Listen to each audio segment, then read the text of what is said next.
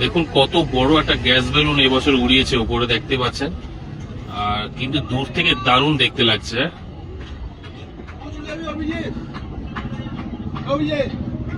এই বছরে কিন্তু আমরা একটা জিনিস মিস করবো দুর্গাপুর উৎসবে, যেটা হচ্ছে কি, সেটা হচ্ছে প্রদীপ প্রজ্বলন। আগের বছর যেমন কত প্রদীপ জ্বলেছিল, এবছর কিন্তু প্রদীপ জ্বলবে না, সে আলপনা আমরা দেখতে পাবো না।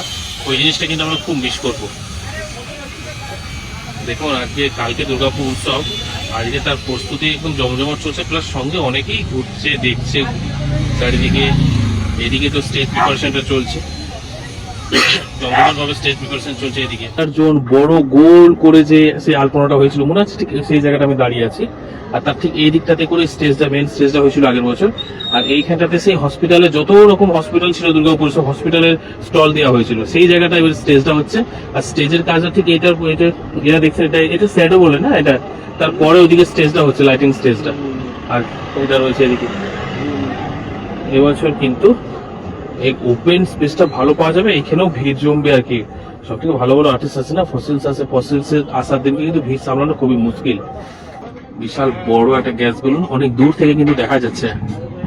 হ্যাঁ, অনেক বড় গ্যাস বেলুন দিয়েছে, দূর থেকে দেখা যাবে গ্যাস বেলুনটা। এবছর সেই প্রদীপ প্রজ্বলনটা হবে না, ওটাই প্রদীপ প্রজ্বলনটা হবে না, তো ওইটা একটা মন খারাপ, তাই না? আগের বছর প্রদীপ জ্বালানোর দেখানোর জন্য কত ভিড় জমেছিল বলুন তো। এটা তো হরেক মাল জানেন, সব হরেক মাল। প্রথমে আমরা রাইটসের দিকে যাবো। মন্ত্রী মশাই এসেছেন, প্রদীপ মজুমদার এসেছেন, সব নিউজ চ্যানেলগুলো প্রদীপ স্যারকে আগে, প্রদীপ মজুমদার মন্ত্রী প্রদীপ মজুমদারকে পুরো ঘিরে ধরেছে একবারে। অনেক কিছু রাইট সাইড নিচ্ছে তারা। আর আমরা বললাম যে আমরা করবো না, আমরা মেলাটা করি।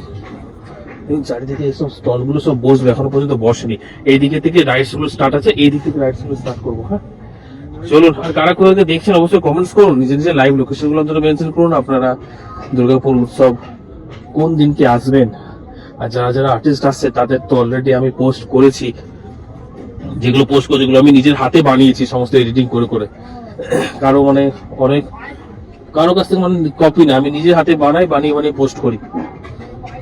মেলাটা যেমন হয় সে বছর সেরকমই মেলা হবে।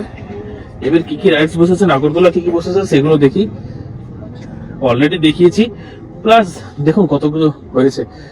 এই নৌকাটা কিন্তু অনেক বছরই আমি দেখতে পাই না, অনেক মানে আমাদের যেইখানে যে মেলাটা হয় রথের রথের রথের মেলা, তখন কিন্তু এই নৌকাটা আসে না। এবছর দেখছি একটা নৌকা এসেছে, মানে বোট রাইডস, যেটা নৌকা মতন। লাইট নেই, এটা হচ্ছে নৌকা। আমি যতটা বলে বলে দিই, দেখি কদিন পর। আর কালকেই তো চালু হয়ে যাবে, কালকে পুরো একদম জমজমাট থাকবে এই জায়গাগুলো। এই যে নৌকা রয়েছে, এটা ড্রাগন ট্রেনটা রয়েছে। রাইসের দিকে এখনো আলোগুলো দেয়নি। আর ওইদিকে স্টেজের সাউন্ড সিস্টেম ঠিক করছে, আশা করি আপনারা শুনতে পাবেন আওয়াজ একটু একটু হলেও।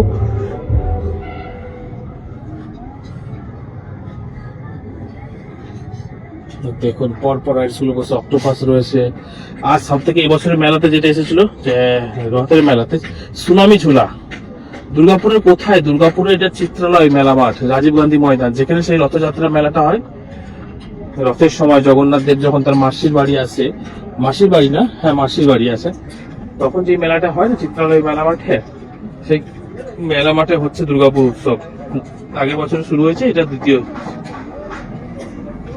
সিজন 2। এটা যখন ছোট ছিলাম না, তখন এইসব জিনিসগুলো দেখতে, মেলা ঘুরতে ভালো লাগতো। অনেক মাল 10 টাকা 20 টাকা, এখন এমন একটা হয়ে গেছে, এখন আর এগুলো ভালো লাগে না। এখন কি বলুন তো, সে বড় বড় স্টল, এডুকেশনাল বলুন, মানে এই মেলার এই পোর্শনটা আর কি, আমাদের ইন্টারেস্ট এখন খুব কমে গেছে। আমার মেলার ওই দিকটাতে যেসব স্টলগুলো বসে, সেগুলোতে আমার ইন্টারেস্ট এখন বেড়েছে, জানি না কেন। অধিকাংশ লোকেরা মেলার এইটুকুটা ঘুরতে ঘুরতেই শেষ করে দেয়, কিন্তু মেলার আরেকটা পার্ট যে আছে ঠিক ওই দিকটাতে বসবে বিভিন্ন ধরনের স্টল, বিভিন্ন হসপিটাল থেকে বসবে, বিভিন্ন স্কুল থেকে বসবে, বিভিন্ন ধরনের, মানে দুর্গাপুরের যত রকম বিজনেস রয়েছে সেই বিজনেস নিজে নিজে স্টল বসাবে, বিভিন্ন ধরনের বুটিক বসবে, সব রকমের স্টল কিন্তু এই বছর আমরা দেখতে পাবো, আগের বছর যেমনটা পেয়েছিলাম। এই দুর্গাপুর উৎসবের মেইন আকর্ষণ স্টেজ, প্লাস কোথায় প্রোগ্রাম হবে না হবে সেটা তো একটা ইন্টারেস্টিং ব্যাপার, ওটা দেখায়। আশা করছি এগুলো তো সব মানে কোনো হসপিটালের কোনো কিছু স্টেই হবে, সব কভার আপ দেওয়া, যেগুলো কভার আপ দেওয়া পুরো একদম ঢাকা, সেগুলো সমস্ত ওই হসপিটাল থেকে সমস্ত স্টল দেওয়া হবে। বিভিন্ন ধরনের হসপিটাল, দুর্গাপুরে যত হসপিটাল রয়েছে সেসব হসপিটাল থেকে হয়তো দেবে। আগের বছর ঠিক এইখানটাতে স্টেজ দেওয়া হয়েছিল। ওইখানে স্টেজ হওয়ার কারণ ওই যে যেখানে দেখতে পাচ্ছি বসে রয়েছে, ও ফেজে হয়ে যাচ্ছে, ওইখানে যে বসে রয়েছে ওইখানে ওই জায়গাটাতেই মেন স্টেজটা হয়েছিল। প্লাস আবার এইখানে একটা ছোট করে স্টেজ ছিল, যে লোকাল আর্টিস্ট গুলো প্রতিদিন পারফরমেন্স, প্রতিদিনই আর কি প্রোগ্রাম করতো, অনুষ্ঠান করতো। আর এরিয়াটা কতটা ছোট ছিল বলুন তো।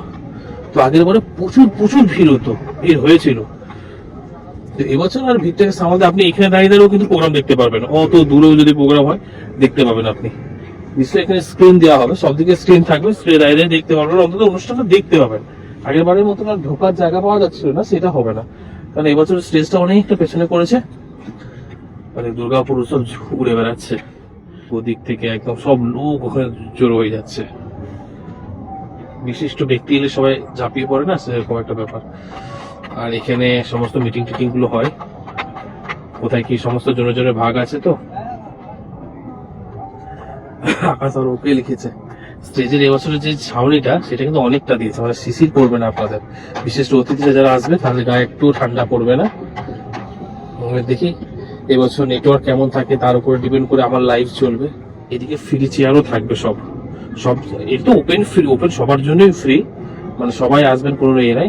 কিন্তু আগে থেকে এলে আগে বসতে পারবেন, জানেন তো লোকাল লোকেরা এখানে এসে কিন্তু সমস্ত চেয়ার তো ওপেন থাকবে, সবার জন্যই ফ্রি চেয়ার। আর সামনের দিকে কিছুটা ঘিরে দেবে হচ্ছে বিশিষ্ট ব্যক্তিদের জন্য, যারা অতিথিরা থাকবে তাদের জন্য। কিন্তু আদারওয়াইজ সমস্ত ফ্রি চেয়ার, সব এইদিকেও চেয়ার বসবে, কয়েক হাজার হাজার চেয়ার বসাতে পারবে।